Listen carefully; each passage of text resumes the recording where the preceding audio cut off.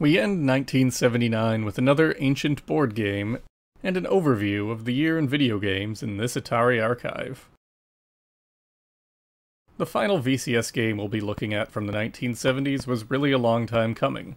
Video chess is a technical feat in several ways, and it's also a game that owes its existence in part to a marketing decision dating back to the VCS launch back in 1977. Before we continue, I will note that, like backgammon, video chess will blank the screen whenever the computer is thinking about a move. In this case, it'll flash a series of random colors for however long that takes. Since this takes long enough that it doesn't play nicely with my upscaler or capture card, this video will be split between original console footage and emulation. Chess, for the unfamiliar, is another ancient board game like backgammon before it. Its origins date back to the Gupta Empire, located in modern-day India from roughly the mid-200s until 543.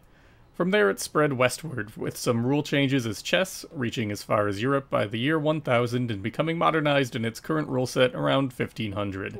The goal of the game is to put your opponent's king piece into a position where it cannot escape being captured by your own pieces, known as a checkmate. To both do this and prevent this from happening to your own king, players have a number of pieces that move in different ways. Bishops move diagonally, knights move in a weird L shape, rooks move along straight lines, and the queen can move diagonally or in lines. Pawns, the most numerous piece, generally are only able to move ahead one square unless it's their first move or they're capturing another piece, which can only be done one square ahead and diagonally in front of them. The king can move in any direction, but only one square at a time. So back on track, when the VCS came out, the console's box included a chess piece in the art indicating all the different kinds of games you can play. At the time, Atari didn't have a chess game in development, and it's unlikely that this was supposed to do more than relay that this was a game machine using well-known, public-domain visual indicators. Nevertheless, as time went on, Atari started fielding calls from people asking about a chess game, leading to marketing to begin asking the VCS software team about making one. Early on, according to software developer Bob Whitehead, the programmers did feel like it wouldn't be doable to put an entire chessboard on screen with all the pieces moving around. Whitehead, not one to accept something was impossible on the VCS, realized that he could change the graphics on the fly as long as the pieces weren't animated moving around simply by alternating the lines used to draw each piece. This is why, if you look closely, each piece alternates which lines it's drawn on. This became known as the Venetian blinds technique, one that would be brought up in a future lawsuit between Atari and Activision. After creating a screen mock-up for marketing, they gave him the green light to move ahead on the game sometime in 1978. Meanwhile, Atari engineer Larry Wagner, a lifelong chess player himself, was becoming more interested in the idea of microprocessors playing chess, particularly from the machine learning angle. He was even roped in as a tournament director for hobbyists to pit their computers against one another in the game at the second annual West Coast Computer Fair in 1978, won by Sargon Chess. Wagner was, if you remember, one of the engineers who worked on the VCS's development and would go on to write the bulk of Combat after Joe DeCure started his initial tank proof-of-concept prototype. After Combat, Wagner was put on a catch-and-kill project with the Signetics microprocessor and found himself interested in a variety of other non-software avenues.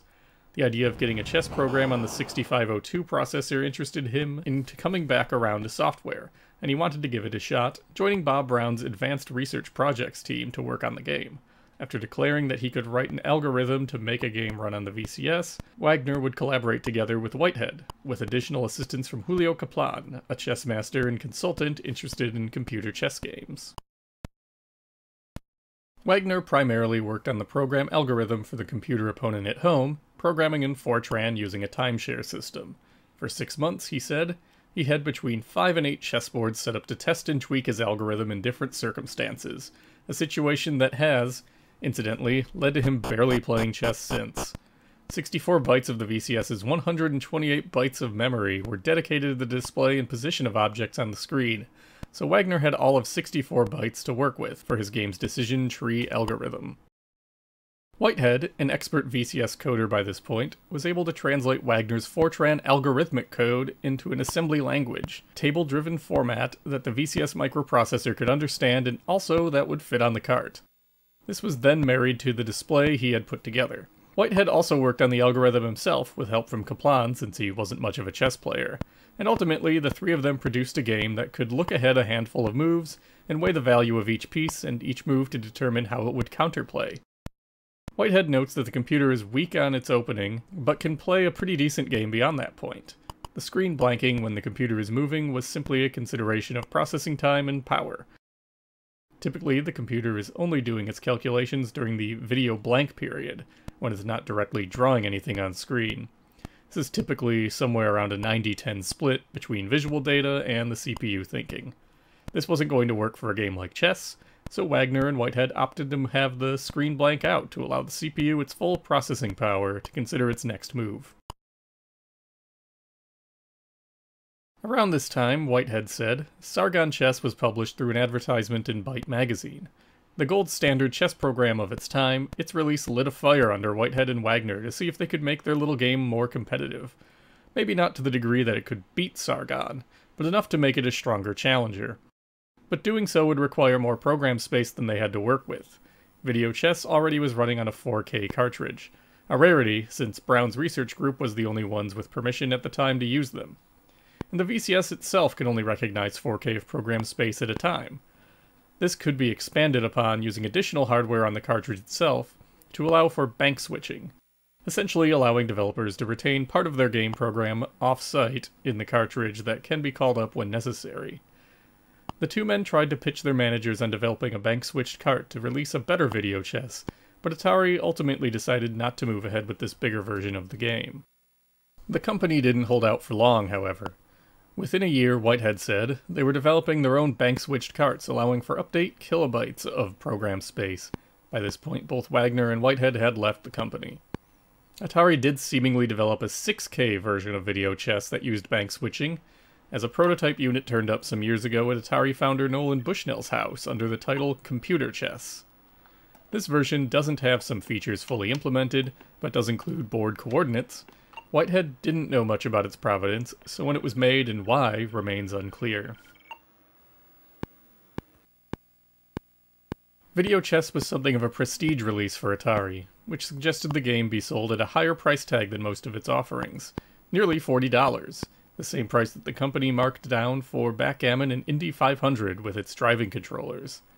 At least, they did when it finally came out.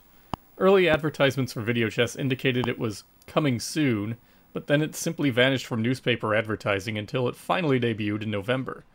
Wagner shed some light on this in a short interview with Personal Computing's November 1979 issue, where he said that the game had suffered from technical problems and delays. In the same interview, Wagner ranks it as a Class C chess program, about the rank of an average tournament player, and notes that the higher price tag is a result of the nearly 2 years of research and hard work from the developers that had to happen to make the chess game exist.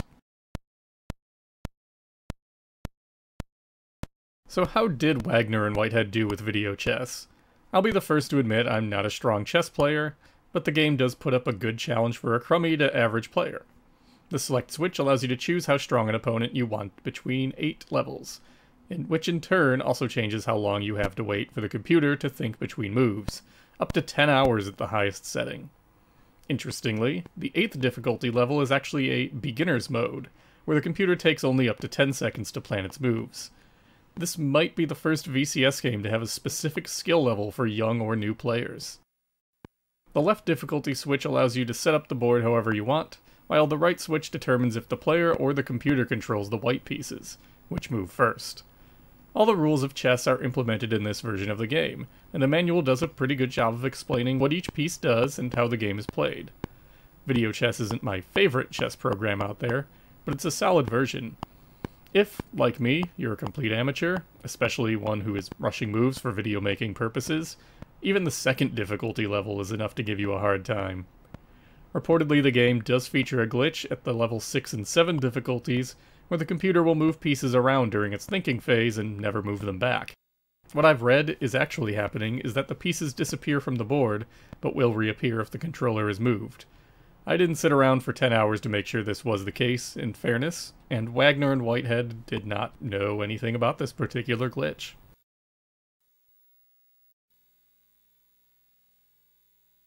The press at the time suggests that video chess was highly regarded in its day. David Ahl wrote about it in a November Creative Computing article, and while he wasn't a fan of the graphics, he appreciated the computer opponent's skill, the ability to set up a game for specific situations, and the implementation of the en passant and castling rules. Bill Kunkel and Arnie Katz reviewed the game in their April 1980 Arcade Alley column in Video Magazine, praising the computer opponent but lamenting that there was no two-player mode.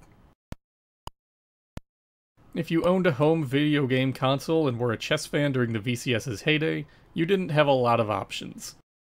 Chess games are difficult to make and require some serious processing muscle to create a good one. For North American residents, you were pretty much limited to video chess until 1983, when Mattel published Uscf Chess for their Intellivision console.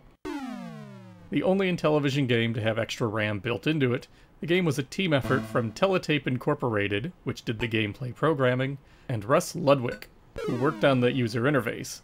Dave James and Peggy DeCarli did the graphics. The game took a record 19 weeks to debug and test, but ultimately was praised at its release.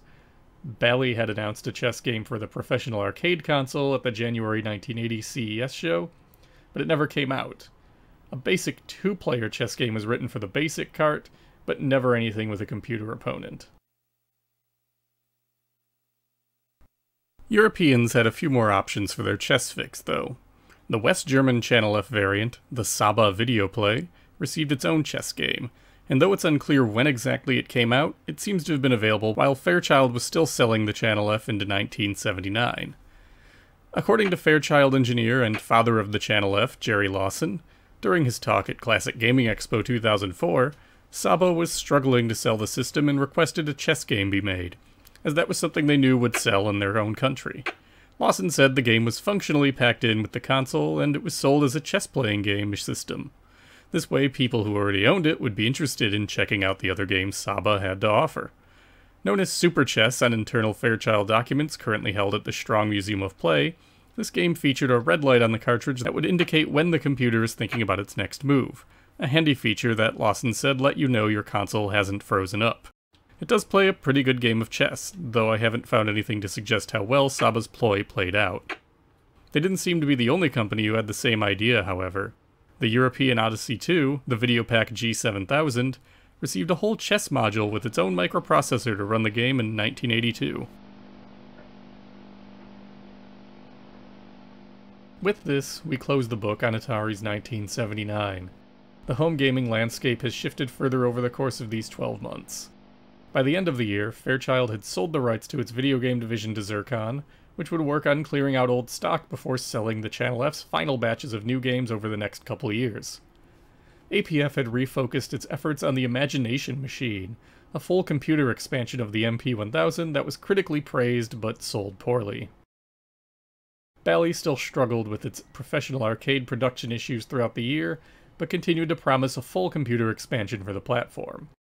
Meanwhile, its fanbase started to develop and distribute its own basic games while reverse engineering the hardware to produce their own add-ons. The first major one, the Blue RAM expansion, would be sold in 1980. The Intellivision test launched in November in Philadelphia, Baltimore, and Washington, D.C. stores, courtesy of Sylvania. The console would slowly roll out across the US through 1980 and eventually sit in a distant second place to the VCS in the North American market.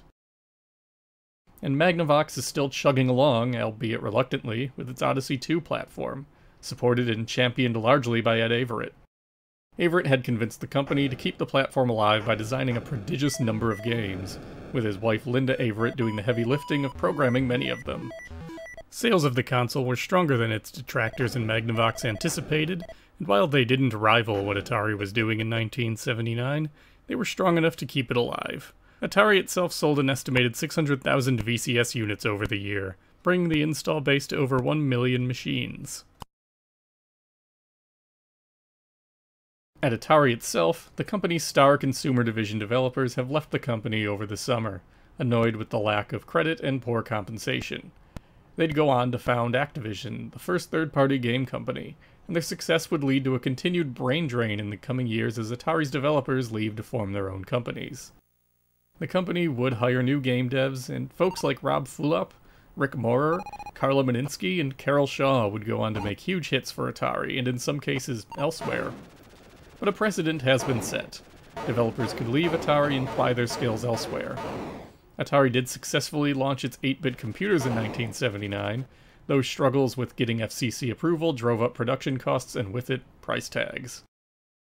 And in the vitally important arcade space, the company released Asteroids, one of the biggest arcade hits of all time, and one we'll get to when we reach its VCS conversion. At the same time, Namco and Midway published Galaxian, popularizing color graphics in arcade games and leading them to become a new standard Atari would take advantage of in the coming years. The company also shut down its pinball division in 1979, ending with the release of the oversized machine Hercules. But the success of its video games ensured that Atari had the resources to be the most dominant company in the arcade gaming space into the next year. And indeed, that next year is about to see Atari extend that market dominance into the home gaming space in North America, with a rise no one truly could have anticipated in 1979. And while this rise is predominantly due to the next game in this chronology, games like Superman and Video Chess proved in their own ways that the VCS is a more capable machine than any of its designers could have possibly expected. One that can pull off a wild array of games and genres over the decade to come and beyond.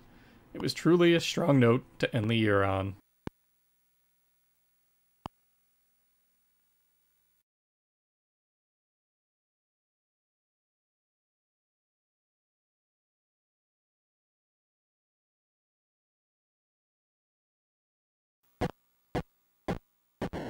Next time, the most important VCS release hits on what would become one of the console's most consequential months.